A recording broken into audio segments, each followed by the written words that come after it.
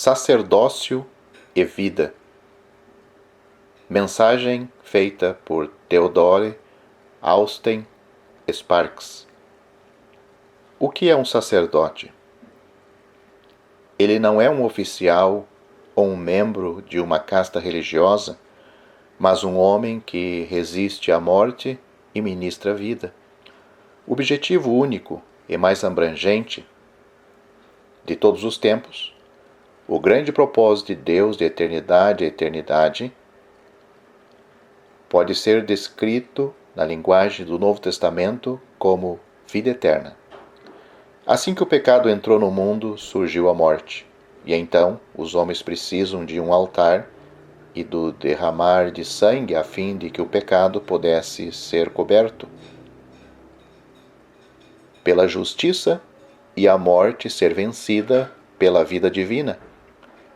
Com o altar, surgiu ali a atividade pessoal de um homem chamado de sacerdote, e assim, com o passar do tempo, tal serviço cresceu até se transformar em um elaborado ministério sacerdotal. Como um poder ativo, a morte só podia ser detida, anulada e removida ao ter devidamente confrontado sua base no pecado. Daí a necessidade no ministério sacerdotal de justiça, a justiça perfeita da vida incorruptível expressa pelo sangue da oferta. Israel devia ser uma nação de sacerdotes, um povo baseado e fundamentado na própria justiça de Deus e por isso capaz de encarar a morte e derrotá-la. A igreja foi chamada para exercer este ministério. O próprio Senhor Jesus previu isto ao dizer: "Portanto vos digo que o reino de Deus vos será tirado e será entregue a um povo que lhe produza os respectivos frutos." Mateus capítulo 21, versículo 43. Mais tarde, Pedro explicou que os pecadores redimidos se tornaram participantes da vocação espiritual, sendo a nação escolhida, o sacerdócio real, devendo assumir a grande vocação de serem, da parte de Deus, ministros da vida na terra. Assim nós descobrimos que, como membros do corpo de Cristo,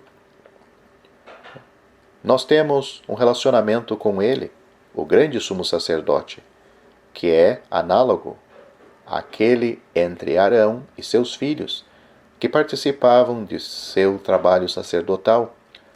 Na carta aos Hebreus, a qual trata deste assunto, nós temos uma espécie de Levítico neotestamentário. Nesta epístola, os crentes são denominados tanto filhos como de santos irmãos, como se Cristo nos considerasse seus filhos. Eis aqui estou eu e os filhos que Deus me deu, Hebreus capítulo 2, versículo 13. Por meio de nós, portanto, como membros de Cristo, o grande trabalho sumo sacerdotal no céu deve encontrar expressão aqui na terra.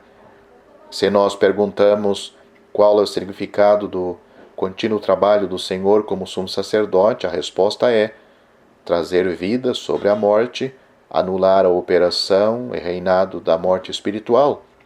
O maior conflito da igreja é com a morte espiritual. Quanto mais espiritual um homem se torna, mais consciente ele está da horrível realidade desta batalha contra o maligno poder da morte.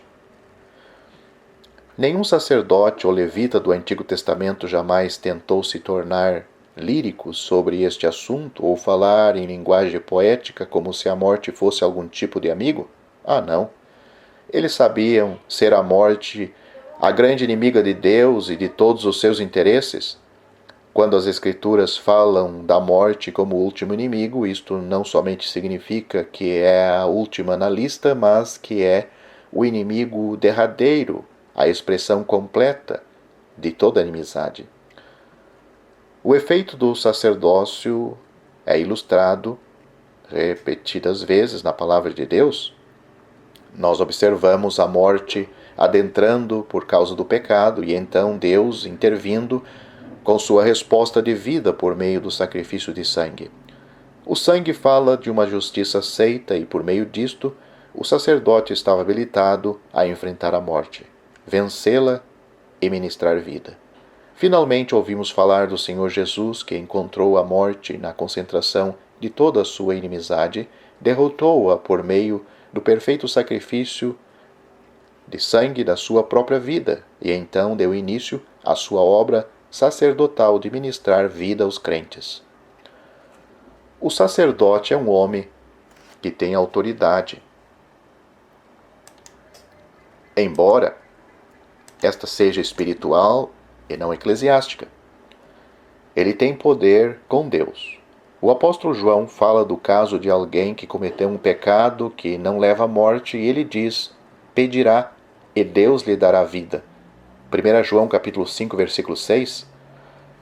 Esta referência revela que um crente que permanece na base da justiça pela fé por meio do sangue de Jesus pode exercer o poder do sacerdote em benefício de um irmão que errou e assim ministrar vida a ele.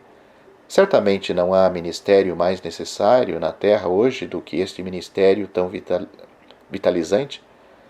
Se nós ministramos verdades que não emanam vida, estamos desperdiçando o nosso tempo. Deus não nos comissionou para sermos meros transmissores de informação sobre coisas divinas ou professores de moralidade. Ele nos libertou de nossos pecados para que pudéssemos ministrar vida a outros em virtude da autoridade sacerdotal. Vivemos em um mundo onde a morte reina. Diariamente multidões são arrastados por uma maré de morte espiritual. Por quê? Por causa da injustiça. Precisa-se da atividade daqueles que aceitaram suas responsabilidades sacerdotais, tanto pedindo vida para outros, quanto oferecendo vida a eles por meio do Evangelho. Nós devemos ministrar Cristo, não meras doutrinas sobre ele, não meras palavras ou mandamentos, mas impacto vital de Cristo em termos de vida. Assim, todo crente é chamado para se posicionar entre os mortos e os vivos, dando a resposta de Cristo para as atividades de Satanás. Não é de se admirar que o reino de Satanás esteve em guerra com Israel, pois a presença desta nação em um relacionamento correto com Deus proclamava efetivamente que o pecado e a morte não reinam universalmente no mundo de Deus, mas foram enfrentados e superados pelo poder de uma vida justa e incorruptível. No fim, Israel perdeu este testemunho e, por consequência, o ministério sacerdotal. A igreja surgiu, então, para dar continuidade a este ministério, sendo não mais um povo localizado em uma terra, mas uma comunidade espiritual espalhada por toda a terra. Um povo cuja vocação suprema é manter a vitória de Deus sobre a morte, conforme o testemunho de Jesus. E qual é o testemunho de Jesus? É o testemunho do triunfo da vida sobre a morte. Ele mesmo assim o decretou e descreveu a João: Eu sou aquele que vive. Estive morto, mas eis que estou vivo pelos séculos dos séculos e tenho as chaves da morte e do inferno. Apocalipse capítulo 1, versículo 18. Esse testemunho foi depositado na igreja e imediatamente os discípulos o apresentaram poderosamente entre as nações. Infelizmente, sobre vários aspectos, a igreja agora está falhando em sua vocação sacerdotal.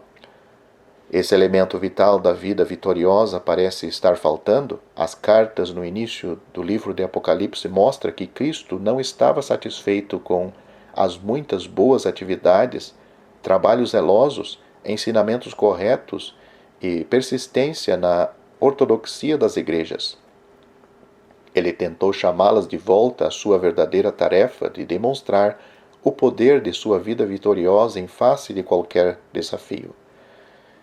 Que ministério nós queremos? Correr de um lado para o outro, assistindo conferências, dando palestras, apoiando o trabalho cristão? Tudo isto pode fazer parte, mas é de pequeno valor se não se encaixar no contexto da batalha sacerdotal contra a morte. Trazer o impacto poderoso da vida vitoriosa de Cristo para enfrentar o desafio da morte.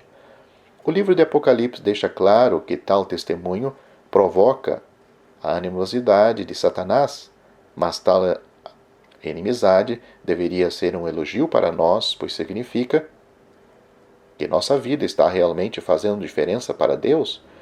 O dia em que você ou eu não mais estivermos envolvidos na batalha espiritual será um dia ruim, pois significará que perdemos nossa verdadeira vocação e não estamos mais provendo um desafio real para a morte espiritual, mas estamos fracassando no que tange ao ministério sacerdotal. Por outro lado, o antagonismo doloroso das forças do mal pode ser prova clara que nós estamos verdadeiramente servindo como sacerdotes. Teste todas as coisas pela vida. A vida que é vitoriosa sobre o pecado, a que liberta das cadeias, especialmente da cadeia do medo, a vida que se expressa por meio do amor, por pecadores necessitados. João não apenas nos encoraja a orar, mas por vida, mas nos assegura que Deus a dará em resposta a tal oração, e Deus lhe dará vida aos que não pecaram para a morte. Nós não devemos fracassar em nosso ministério sacerdotal.